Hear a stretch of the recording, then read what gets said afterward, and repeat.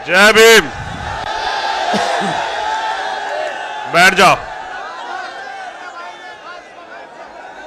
अगर आप कहें तो आपसे कुछ बात करें तो फिर आप चुप होकर सुनो।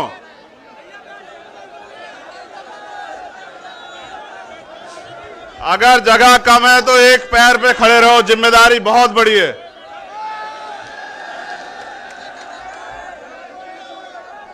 आज का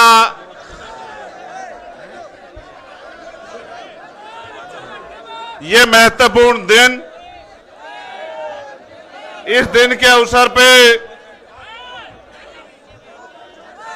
आज खतौली में उपस्थित ये जनसमूह हमारे गठबंधन के तीनों पार्टियों के सम्मानित नेतागण, विधायक, पूर्व एमपी,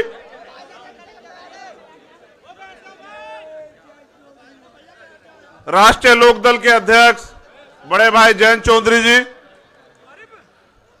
मैं उनका सबसे पहले तो धन्यवाद देता हूं कि उन्होंने जब सभा की बात आई तो उन्होंने मुझसे कहा कि 26 नवंबर से अच्छा दिन कोई नहीं हो सकता।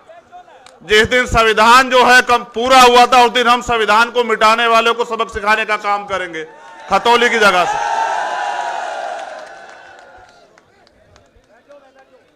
साथियों,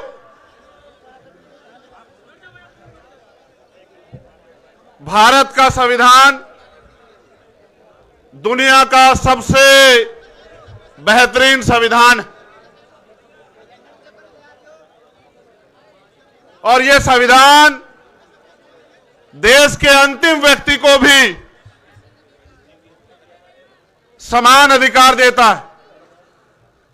किसान हो, नौजवान हो, महिला हो, मजदूर हो, देश का कोई भी व्यक्ति,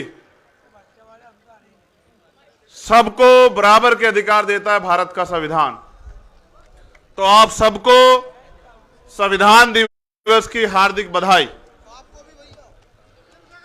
मैं जब से आया हूं आपके नारों की आवाज सुन रहा हूं,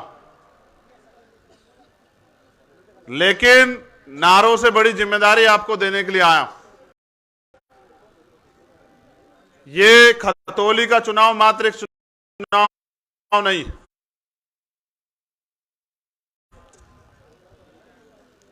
ये एक चैलेंज है, एक चुनौती है जिसको आपको स्वीकार करना पड़ेगा। ये बताने के लिए मैं आज खतौली में आया। यहां उपस्थित समाजवादी पार्टी, राष्ट्रीय लोकदल के सम्मानित नेताओं के साथ आजाद समाज पार्टी के जो भीम आर्मी के जो सम्मानित नेतागण और पदाधिकारी मेरे आदेशानुसार जिस दिन से घोषणा हुई थी यहां मेहनत कर रहे हैं, मैं शब्दों में उनका धन्यवाद नहीं कर सकता हूं। हमारे राष्ट्रीय कोर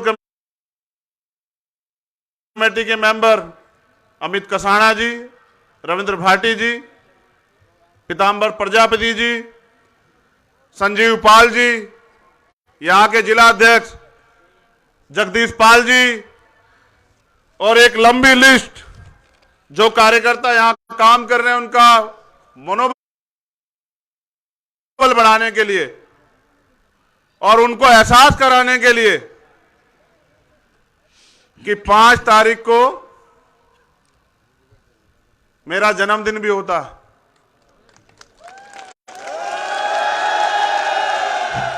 जिसको हम लोग 3 दिसंबर में मनाते हैं। आप लोग सभी को कुछ ना कुछ देते हो, तो मेरे जन्मदिन पे बस मुझे ये गिफ्ट देना इस बार। मैं अपील पहले कर रहा हूं,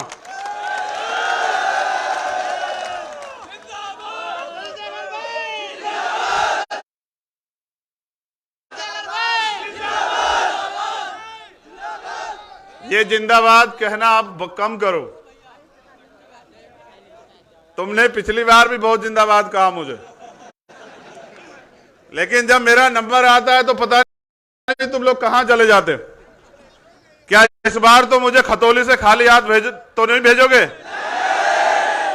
चलो अब ध्यान से सुनो, अब जिंदाबाद मत करो। यहां उपस्थित जो साथी काम कर रहे हैं, विकास मेडियान जी, रजत निठारिया जी, दीपक राणा जी, हरिमोहन जी, दिनेश जी,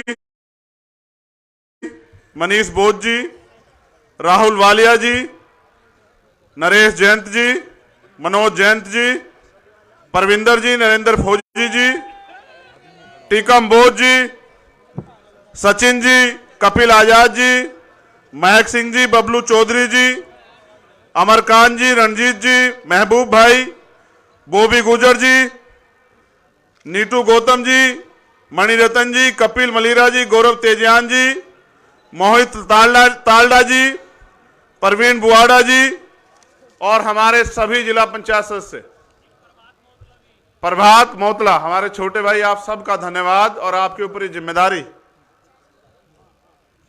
और मेरे साथ आए भाई निजाम चौधरी जी, आज की सभा के अध्यक्ष, रामनिवास शर्मा जी, संविधान दिवस है, एक तरफ संविधान को खतरा है और दूसरी तरफ हमारे अंदर ये चाहत है कि संविधान को पूर्ण रूप से लागू कराया जाए। खतौली का उपचुनाव, प्रत्याशी जयंत चौधरी जी ने बहुत सोच समझ के दिए। कोई कुछ भी कहता रहे, आपको एक बात याद रखनी है कि गठबंधन का प्रत्याशी हमारा अपना, और जब बात मान सम्मान की हो तो आप लोगों ने कभी मुझे पीठ नहीं दिखाई, आपने हमेशा मेरा मान रखा। मैंने तो मुजफ्फरनगर में भी देखा कि जब जिला पंचायत का चुनाव था, आपने मुझे यहां से 6-6 सांसद मेंबर जिता के दिए, तो मैं इस बात को भूला नहीं। लेकिन आज मैं आपसे कुछ और कहने आया। देश में हालात बड़े खराब, नौजवान परेशान। पहले तो भर्ती नहीं आती, भर्ती आती है तो पेपर लीक हो जाता है, उसके बाद जो थोड़ा बहुत आगे बढ़ने के लिए दलित पिछड़ों का आरक्षण मिला है उसमें घोटाले हो जाते हैं। आपने 69,000 शिक्षक भर्ती में और दरोगा भर्ती में देखा कि किस तरह ये सरकार जो अहंकार में चूर है, जो अहंकार में इतनी खो चुकी है कि उनको यह भी याद नहीं कि वो नौजवानों के भविष्य को बर्बाद करने में लगे। किस तरह से गरीब मां बाप, किसान कमेरे लोग अपने बच्चों को पढ़ा लिखा के उम्मीद लगाए बैठे उनको नौकरी मिलेगी। यह पहली ऐसी सरकार है केंद्र में और स्टेट में जिनके राज में नौजवान आत्महत्या करने को मजबूर है। जितना सरकारी सिस्टम है सबको बेच रही है सरकार। अब अमीर लोग तो फिर भी थोड़ा बहुत सरवाइव कर जाएंगे, लेकिन जब मैं गरीबों की तरफ देखता हूं तो एहसास होता है कि गरीबों की तो जेब खाली है। उन पे तो महंगाई का और जोर सरकार डाल रही है, चाहे पेट्रोल डीजल के दाम, चाहे खाद्य पदार्थों के दाम हो, चाहे गैस के दाम हो। और सवाल आप इनसे कर नहीं सकते। अगर आप सवाल करोगे तो फिर ये सरकारी मशीनरी का दुरुपयोग करके अगर आदमी पैसे वाला और ताकतवर हो तो सीबीआई ईडी इनकम टैक्स लगा देते हैं, और अगर आदमी क्रांतिकारी संघर्षशील हो तो ये झूठे मुकदमे लगा देते हैं। इतना अन्यायपूर्ण शासन क्या तो अंग्रेजों का था या फिर इस सरकार का।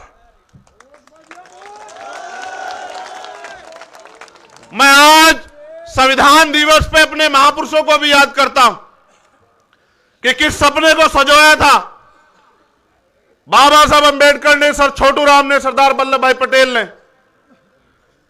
देश बनाया, दिल जोड़े, उनके सपने को पंख दिए चौधरी चरण सिंह जी ने। अगर आज थोड़ी बहुत जमीन गरीब कमजोर वर्गों तक पहुंची है, तो इसका सबसे बड़ा श्रेय जाता है चौधरी चरण सिंह जी को। मैं जब सरकार के क्रियाकलाप देखता हूं कि एक दिन पहले कोई अधिकारी रिटायर होता है और आप उनको चुनाव आयुक्त बना देते हैं, तो एहसास होता है कि जो आदमी सरकार ने रिटायर कर दिया उसको सरकार दोबारा से अगर बनाएगी तो अपने फायदे के लिए बनाएगी। आज जो ये हालात बने हैं, कहीं ना कहीं इसके जिम्मेदार हम खुद भी हैं, क्योंकि चुनाव के समय ये हमें बांटने का काम करते हैं और हम बढ़ जाते हैं। इनके इस सरकार के पास तो एक भी एजेंडा नहीं है, किसी के लिए भी नहीं, ना किसानों के लिए, ना मजदूरों के लिए, ना महिलाओं के लिए। मंच पे हमारी महिला शक्ति भी बैठी है और उनको वोट भी देनी है, लेकिन क्या वो उत्तर प्रदेश में सुरक्षित है? गृह मंत्री आके कहते हैं कि गहने लाद के रात को 12 बजे घूम लो, और मैंने देखा कि अभी बहुत बड़े पैमाने पे इनके नेताओं के घरों में चोरी होने लगी, कई एक्टरों के घरों में चोरी हुई, उनके गहने चोरी हो गए, और वो कह रहे हैं कि उत्तर प्रदेश में हम डरा हुआ महसूस कर रहे हैं। सुबह अखबार खोलो, रेप हत्या में अखबार भरे पड़े हैं। थोड़ी बहुत ही जो कमी कसर है वो इनके नेता गरीबों की जमीन दबा के माफियाशाही करके पूरी कर दे रहे हैं। यहां बड़े पैमाने पे किसान उपस्थित है। कहते हैं जिस देश का किसान खुशहाल नहीं होता वो देश खुशहाल नहीं होता, और किसानों के क्या हाल है आप बेहतर जानते हैं। पहले तो प्राकृतिक मार है, कभी ओला पड़ जाता है, कभी गैर टाइम बारिश आ जाती है, कभी सूखा पड़ जाता है, कभी बिजली नहीं है। फिर उसके बाद योगी जी की सरकार में छुट्टा पशु इनके नेताओं की तरह घूम रहे हैं। अगर आप तार बाड़ करोगे तो मुकदमा, अगर आप उनको रोकोगे तो मुकदमा, किसान पराली जला देगा तो मुकदमा, लेकिन अगर किसान मुआवजा मांगे फसल का तो 2, 4, 10 रुपए दिखा के उसका मजाक उड़ाते हैं। यह सरकार है। सरकार सबकी होती है, सरकार ना एक जाति की होती ना एक धर्म की होती। और मैंने तो सीखा मान्यवर काशीराम साहब से कि जब तक आप सवाल नहीं करोगे सरकार को अकल नहीं आएगी। अगर आपको सरकार से सवाल करना है तो लोकतंत्र में, क्योंकि वो नहीं सुनते, चुनाव एक ऐसा समय होता है कि आप वोट की चोट से साबित करो कि आपके अंदर कितना दर्द। ये मौका मिला है, पूरे उत्तर प्रदेश में तो कम है, लेकिन रामपुर में और खतौली में है आपके पास कि जो गलती हुई है उसको सुधारने का मौका है। मीलों ने भुगतान नहीं किया, नेता झूठ बोल रहे हैं बीजेपी के। एक नेता इतने अहंकारी हो गए हैं कि जो शोषित वंचित समाज है, जिनको सैन समाज हम कहते हैं, उस समाज को गाली बकने लगे। अहंकार देखिए, पागल हो चुके हैं अहंकार में। जो मना है कह रहे हैं। मैं यहां इस मंच से अपील करूंगा, जो मोस्ट बैकवर्ड है, अपने बच्चों का भविष्य अगर सुधारना चाहते हो, पाल, प्रजापति, कश्यप, निषाद, सैन, शेड्यूल कास्ट की सभी जातियों को कह रहा हूं, तो यह मौका है आपके पास। खतौली का चुनाव भाजपा के इस ताबूत में, जो अहंकार का ताबूत है, जो बंटवारे का ताबूत है, उसमें आखिरी कील ठोकने काम करेगा उत्तर प्रदेश में। और यह जिम्मेदारी दी है खतौली के लोगों पे। मैं और जैन जी अभी राजस्थान थे, वहां भी किसान कमेरों में तड़फन है, क्योंकि सरकारों से सवाल करते हैं लेकिन जवाब पे कुछ नहीं। मैं ये महसूस करता हूं कि लोकतंत्र में अभिव्यक्ति की आजादी को कुचला नहीं जाना चाहिए। और अभी आपने देखा कि यहां भी किस तरह के षड्यंत्र उन लोगों ने किए, माहौल खराब करने का काम। ये तो हमारे लोग माहौल सुधारने के काम में लगे हुए, क्योंकि 3 तारीख के जन्मदिन का अभी उधार आप पे मैं छोड़ के जा रहा हूं। ये आपको 5 तारीख को चुकाना है। लेकिन मैं ये समझता हूं ये किसानों की धरती है। अगर इस देश को बचाना, अगर भारतीय संविधान को बचाना, तो जब 5 तारीख को आप घर से निकलेंगे, और खुद नहीं निकलना है, मां को लाना है, बाबूजी को लाना है, दादी को लाना है, दादा को लाना है। आपका वोटिंग परसेंटेज मैं अपने लोगों से कह रहा हूं, सब मेरे लोग हैं, मगर उनसे कह रहा हूं जो मेरे लिए जान देने को तैयार रहते हैं, कि आपका वोटिंग परसेंटेज खतौली में सबसे ज्यादा होना चाहिए इस बार। आपके बूथ गवाही देंगे और आपके बूथ ये भी बताएंगे कि क्या मेरे संघर्ष में कोई कमी है क्या, ये आपके बूथ बताएंगे। लेकिन मैं आपसे फिर कह रहा हूं, खतौली का रिजल्ट और खतौली का चुनाव, किसान आंदोलन में शहीद सभी किसानों को सच्ची श्रद्धांजलि होगी। ये जिम्मेदारी आप लोगों के पास। एक शब्द नहीं बोले प्रधानमंत्री, एक शब्द नहीं बोले किसानों की लाशों पे, इतने किसान शहीद हुए, एक शब्द नहीं बोले, वादे किए, खोखले किए, झूठ बोलती है बीजेपी और बीजेपी के नेता। किसानों के साथ साथ यह जीत भाईचारे की जीत होगी, यह जीत झूठ पे सत्य की होगी। और मैं अपने लोगों से कह रहा हूं, 2 अप्रैल का दर्द याद है या भूल गए हो बताओ? भूल तो नहीं गए? झूठे मुकदमे और लाठियां और जेल, कितने नौजवानों ने उत्तर प्रदेश में अन्याय का सामना किया। किसकी सरकार थी? आप पे मौका है, अगर आप फिर भी भूल जाओ तो हाथरस का दर्द याद रखना। ये षड्यंत्र करेंगे, दंगा फसाद कराएंगे, बांटने का काम करेंगे, तुम नहीं डिगोगे, खरीदने का काम करेंगे, तुम्हारी वोट की बोली लगाएंगे, इनके चमचे आपके बीच में आएंगे। एक तरफ वो चमचे होंगे और एक तरफ आपका संघर्षशील भाई। आपको तय करना है कि खतौली में आप किसके हाथ मजबूत करोगे। ये पूरा दम लगाएंगे, आप टिके रहना और घबराना मत। बुलडोजर इनका धर्म और जाति मजहब देख के चलता है, इनका बुलडोजर गरीबों पर चलता है, इनका बुलडोजर मजलूमों पर चलता है। मैं अपने और भाइयों से भी कह रहा हूं कि मैं 5 तारीख में डट के यही रहूंगा मुजफ्फरनगर में। सरकार अगर गुंडागर्दी करेगी तो उनकी लाठियां खाने के लिए, गोलियां खाने के लिए हम लोग यहीं रहेंगे मुजफ्फरनगर में। ये मात्र खतौली का चुनाव नहीं, हमारे सम्मान का चुनाव है। और मैंने जैन जी से वादा किया है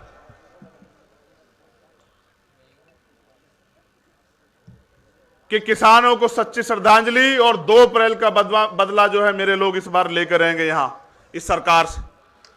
और हाथरस में जो आपने संघर्ष करके जो लाठियां खाई थी दलित समाज के लिए, वो दलित समाज भूला नहीं है अभी। बिल्कुल याद है कि आपने जो लाठियां खाई, मेरे कार्यकर्ता और सब सिर्फ सम्मान के भूखे हैं। मैं जितनी अपने कार्यकर्ता साथियों की तारीफ करूं, मैं किसी के कार्यकर्ता को गलत नहीं कह रहा हूं, कमजोर नहीं कह रहा हूं। मैं इसलिए उनका हौसला इसलिए बढ़ाना चाहता हूं। चंद्रशेखर जी, साथियों, चुनाव तो बार बार होते रहते हैं, हर 5 साल बाद एक चुनाव आता है, लेकिन ये चुनाव 5 साल बाद नहीं आया, ये केवल 8 महीने बाद आया है। और ये चुनाव उन धार्मिक उन्माद फैलाने वालों और जातिवाद फैलाने वाले को सबक सिखाने का चुनाव है।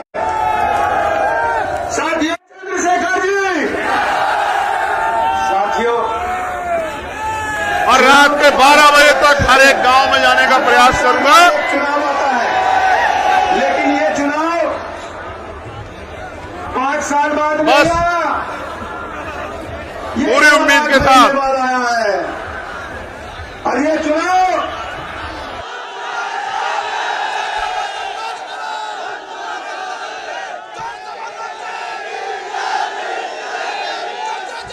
बैठ जाओ, बैठ जाओ। इस हौसले को 5 तारीख तक बना के रखना है। आपको सोना नहीं है, जागना है। एक साथी कह रहे हैं ईवीएम में घोटाला करेंगे। हमारा डंडा और झंडा दोनों बहुत मजबूत है। आप चिंता मत करना। अध्यक्ष जी को दिए हुए जो उनको हमने वादा किया है, अगर उसके लिए कोई कीमत चुकानी पड़ी तो भीम आर्मी आजाद समाज पार्टी का कार्यकर्ता इंतजार नहीं करेगा, लड़ेगा संघर्ष की लड़ाई को। मैं बस आपसे अपील करूंगा, जिम्मेदार रहिए, सतर्क रहिए। बहुत बड़ी जिम्मेदारी आपके पास है और मेरे बाद आपको अनुशासन का परिचय देना है। जब मैं वहां बैठ जाऊंगा, सब खड़े रहे। आप 1 मिनट के अंदर बैठ के बताइए कि आप कितने अनुशासित हैं।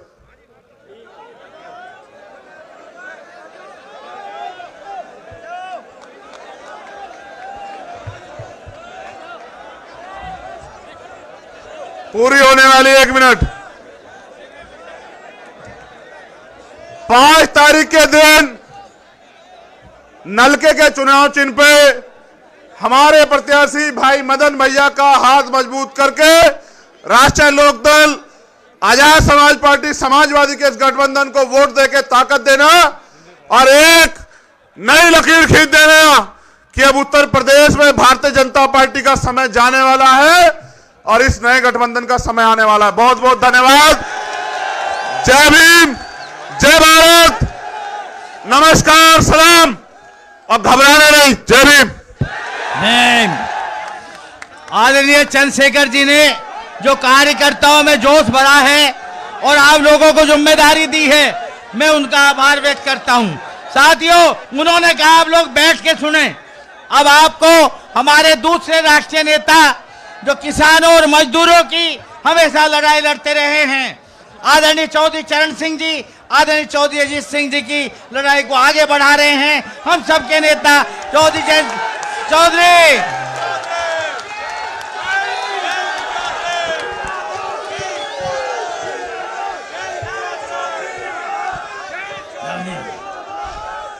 आप सभी को मेरी राम राम और जय भीम।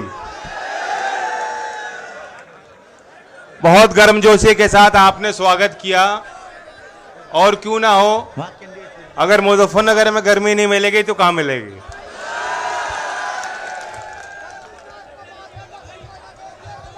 आज इस देश के लिए बहुत गौरव का दिन है।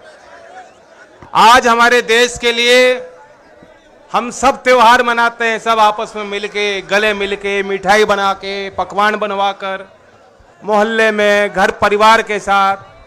लेकिन आज का दिन इस देश के लिए, इस देश के भविष्य के लिए, शोषित, गरीब, वंचित समाज के लिए, किसान मजदूर के लिए सबसे बड़ा त्योहार है। क्यों? आज संविधान दिवस है। हमें और आपको आज कल्पना करनी चाहिए, आजादी तो हमें 1947 में मिली और आप लोगों ने अपने हड्डियों को गलाकर, बड़ी कुर्बानी करके हमें वो तकदीर हमारी खोली और इस देश को आजाद किया। लेकिन उसके बाद भी संविधान के लिए हमें इंतजार करना पड़ा था। संविधान सभा ने 2 साल बहुत गहरा अध्ययन हुआ और बाबा भीमराव अंबेडकर जी की विजन, संविधान सभा की उन चर्चाओं को आप पढ़ेंगे। अगर आज विद्वान लोग बैठे हैं यहां, मैं आपको निमंत्रण देता हूं। 8000 पन्ने लग जाएंगे संविधान सभा की अगर चर्चा लिखी जाए। किसी ने गिनती करी है, 30 लाख से ज्यादा शब्द हैं। सारे विचार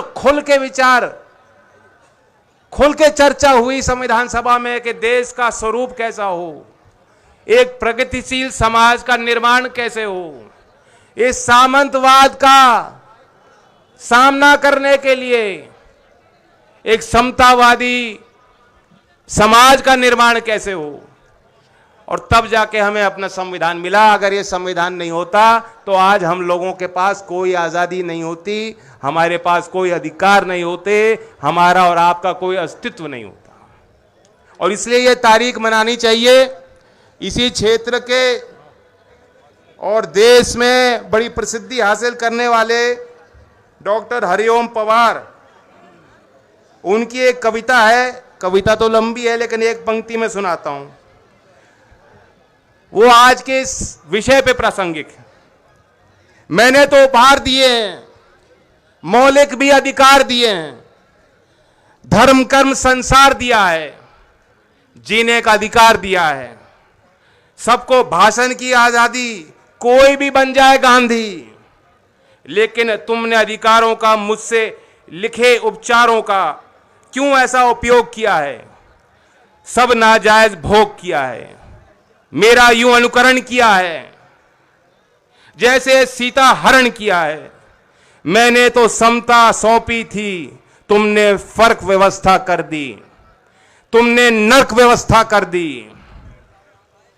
हर मंजिल थैली कर डाली, गंगा भी मैली कर डाली।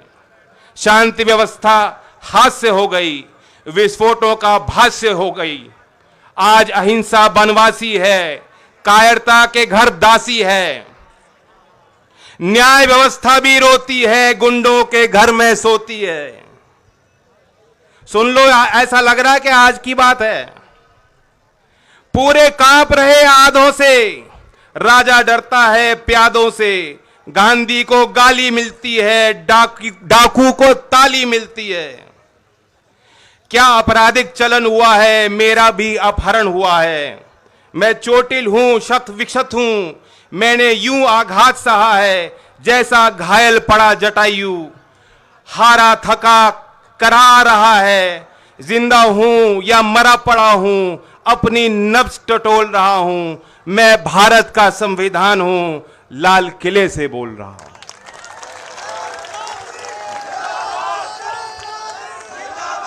हम और आप ताली बजा रहे हैं, लेकिन ये कठोर कड़वा सत्य है और ये आज का सत्य है, आज की शासन प्रणाली का सत्य है।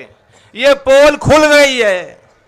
तरह तरह के वादे करके, बड़े लुभाने वाली बात करके आप लोगों की वोट इन्होंने बटोरी थी और वादे इतने अच्छे किए थे हर वर्ग को समझाने के लिए।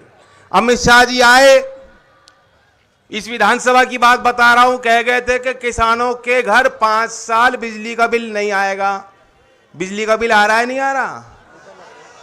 मीटर लग रहे हैं, कैसे दोगे बिल? भुगतान हुआ था 14 दिन में। अब वादा था, कह गए, उनको आपकी वोट चाहिए थी, ले गए।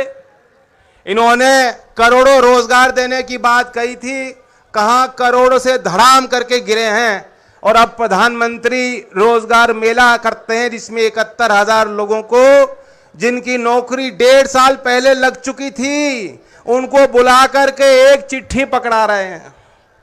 ये हालात देश के हो गए। गरीब के हौसलों को ये लोग नहीं समझ पाए, गरीब के इरादों को ये नहीं समझ पाए, गरीब के सपनों को ये नहीं समझ पाए। अन्नदाता तो भगवान का रूप होता है और अन्नदाता किसान के साथ खेत में उसे खेत को जमाने में मेहनत करने वाला मजदूर भगवान का रूप होता है। ईंट पे ईंट लगाकर घर का निर्माण करने वाला श्रमिक भगवान का रूप होता है। अपने हाथ से और कारखाने में कपड़ा बनाने वाला बुनकर भगवान का रूप होता है। आज इस भरी सभा में पूछता हूं, क्या किसान और मजदूर और बुनकर जो भगवान का रूप है, ये अपने आप को धार्मिक बताते हैं? क्या ये लोग आपको मानते हैं? इन्होंने आपका सम्मान रखा? अभी हमारे आदरणीय मंजूर साहब ने बात बताई इलाज वाली, पहली बार सुनी, सब लोग हंसे। लेकिन यही बात हो रही है कि इलाज कर देंगे। इलाज किसका करना चाहिए? जो मन में नफरत पालता है। जो नफरत पालने वाले का तो ब्लड प्रेशर भी, पारा भी ऊपर चढ़ा होता है, वो कभी मुस्कुरा नहीं सकता। उसके अंदर क्रोध होता है, क्रोध। वो ज्वालामुखी कब फट जाए, किस पे फट जाए, किसी को मालूम नहीं। लेकिन हमारे लोग धैर्य वाले हैं, हमारे लोग मुस्कुराने वाले हैं, हमारे लोग हिम्मत वाले हैं। खेती तबाह हो जाती है, दाम मिलता नहीं मंडी पे, फिर जो है अपने आप को समेट के परिवार को हिम्मत के साथ फिर दोबारा जुटता है उसी काम पे कि कल नया सवेरा है। ऐसा हौसला होता है किसान का, ऐसा मादा होता है किसान का। और इसलिए 13 महीने किसी ने पूछा नहीं, सरकार ने जंजीर सड़क पे बिछा दी, पानी की बौछार, लाठी, गाली गलौज, जो कुछ भी सरकार के बस में था उन्होंने आपके आगे रोड़े तैयार करके बनाए। लेकिन वो आपका जज्बा था, आपका हौसला था। आप रुके नहीं, आप थके नहीं, आप हारे नहीं। और आज वो लोग जो कहते हैं कि चौधरी अजीत सिंह हमने हराए, तुम्हारे आगे कोई किसान कभी हारा और ना चौधरी अजीत सिंह जी हारे। वो तो जीत के चले गए कि उन्होंने भाईचारा हमारा बना दिया।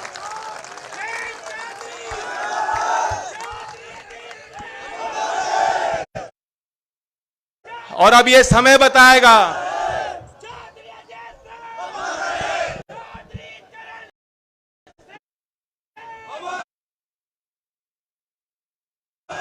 ये तो समय बताएगा कि ऐसे आपत्तिजनक बोल बोलने वालों का आप लोग 5 तारीख में क्या करोगे, ये समय बताएगा। आज आपने बड़ा आशीर्वाद दिया और आपने मंच की तरफ एक तस्वीर जो हमने बनाई है उसकी तरफ गौर किया होगा। ये सिर्फ वोट हासिल करने के लिए या जीत अपनी पक्की करने के लिए हमने गठबंधन नहीं किया है। ये एक उभरते भारत की नई तस्वीर और नए लीडरशिप की तस्वीर है। एक नया सामाजिक समीकरण है जिसके बल पर खतौली से चढ़कर दिल्ली का समीकरण हम बिगाड़ देंगे। जो लोग दमनकारी नीति अपना रहे हैं और वहां से लेके फिर अगली बार उत्तर प्रदेश की गद्दी को भी हिलाने वाला यही समीकरण है जो तीनों पार्टी का समीकरण हमने बनाया है। और चंद्रशेखर जी ने तो बताया कि जन्मदिन है। चंद्रशेखर जी, मैं इनकी तरफ से वादा कर रहा हूं, कर दूं वादा। तिसंग का कलाकंद बहुत फेमस है कि नहीं? तो इन्हें तोहफे में वोट देना और जीत जब 8 तारीख को खुलेगी उसके बाद मैं इन्हें तिसंग का कलाकंद खिलाऊंगा।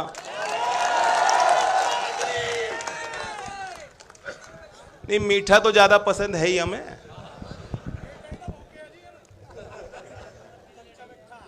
डबल शक्कर डालो आप चाय में भी। मुझे तो पता नहीं, प्रधानमंत्री जी कहते हैं चाय मैं नहीं मानता कि कभी उन्होंने चाय बेची होगी। गरम पकोड़े जरूर बेचे हैं उन्होंने। और हमने ये जो समीकरण बनाया है ना, सबका साथ, सबको साथ जोड़ के सम्मान के साथ, ये समझो कि डबल शक्कर डाल दी। पिछली बार तो कमी थी कुछ, जैसा कि कह रहे थे हमारे वक्ता मदन भैया कि पिछली बार कुछ कसर रह गई थी। लेकिन अब जब चंद्रशेखर जी साथ खड़े हो गए तो मैं मानता हूं कि डबल शक्कर गिर गई हमारे चाय में।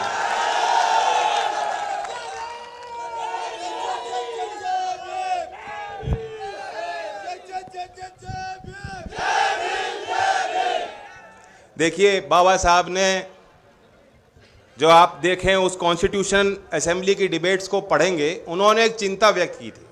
उन्होंने कहा था कि अब जब संविधान हमें मिल गया, राजनीतिक बराबरी हमारी निश्चित हो गई, लेकिन सामाजिक और आर्थिक तौर पर हम बराबर नहीं हैं। आज भी आप गैर बराबरी देखते हो। इनका बस चले तो ये देश अदानी और अंबानी जैसे बड़े लोगों का कारखाना बन जाएगा पूरा देश, और आप सब उनके बंधुआ मजदूर बन जाओगे। ये बराबरी नहीं चाहते, ये आपकी गुलामी चाहते हैं। लेकिन गुलामी के इन जंजीरों को तोड़ने के लिए आपको और हमें मेहनत करनी होगी। हमारे मुद्दे चुनाव में सरल हैं। हम चाहते हैं बेरोजगार का सम्मान हो। जो सरकारी भर्तियां होती हैं, अभी जो वक्ताओं ने रखी बात, और आप तो देख ही रहे हो, मुजफ्फरनगर के खतौली के नौजवानों को, प्रतिभाशाली नौजवानों को कहा जाता है भर्ती खुली, जाओ बस्ती, जाओ बलिया, वहां इम्तिहान दो। और जब वो पहुंचते हैं तो पता लगता है कि पेपर लीक हो गया, वापस लौटो, फिर दोबारा तारीख आएगी 6 महीने बाद। कभी भर्ती प्रक्रिया पूरी नहीं होती। और यहां खतौली वो क्षेत्र है, ये तो नकली राष्ट्रवादी हैं। आपको यहां हर गांव में शहीद की मूर्ति मिल जाएगी। लेकिन शहीद की मूर्ति लगाने वाले भी, वो अपने आंसू पोंछने वाले परिवार से भी अगर आप पूछेंगे, वो ये कहते हैं कि हमारी अगली पीढ़ी भी शहीद होने को तैयार है। ऐसा जज्बा है लोगों का। लेकिन ये वो सरकार है, याद रखना, जिसने इस भावना को नहीं समझी। ये सरकार जिन्होंने कह दिया कि हम आर्मी के सैनिकों को भी पेंशन नहीं देना चाहते, हम पूरी पक्की नौकरी इन जवानों को नहीं दे सकते। हमारे पास वो सामर्थ्य भारत सरकार पे नहीं बचा है कि आर्मी भी पक्की नौकरी आपको दे दे। इसलिए भाइयों, 4 साल के लिए अग्निवीर बन जाओ, और अग्निवीर 4 साल के लिए बनोगे, 4 साल बाद घर लौट जाना। क्या ऐसी व्यवस्था तुम स्वीकार सकते हो नौजवानों? ये चुनाव 5 तारीख का, यही मान लेना, आपको बटन नलके का इसलिए ही दबाना है कि दिल्ली में बैठे इनकी आंखें खुल जाए, इनको पता लग जाए कि अग्निवीर हमें पसंद है, स्वीकार नहीं है। गन्ने की बात मैं कह दूं, गन्ने का तो रेट ही भी घोषित नहीं हुआ। दुनिया में ऐसा कोई काम नहीं, दुनिया में ऐसा कोई व्यापार नहीं, दुनिया में ऐसी कोई पूंजी नहीं बन पाती जिसमें जो उत्पादक है वो अपना माल दे दे और उसे मालूम ना हो कि हमें बदले में भाव क्या मिलेगा। कोई काम ऐसा नहीं है। बस खेती में उन्होंने ऐसी व्यवस्था बना रखी है, आज आप गन्ना गेर दो, 20 दिन पहले गेर चुके, मिल चालू चल रही है, उनकी कमाई चालू, उनका मीटर चालू, उनके घर की कमाई चालू। लेकिन आप अपने घर में बैठ के हिसाब भी नहीं लगा सकते कि कितना पैसा कब आएगा, कितना आएगा। ये सरकार की दुर्दशा है। ये सरकार अन्नदाता का अपमान कर रही है। इसलिए किसान भाइयों से अपील करता हूं कि 5 तारीख में कोई कारण हमें नहीं चाहिए, और एक कारण बना लो कि हम गन्ने का भाव घोषित कराना चाहते हैं, लाभकारी मूल्य चाहते हैं। इसलिए 5 तारीख में हैंडपंप का बटन दबाएंगे।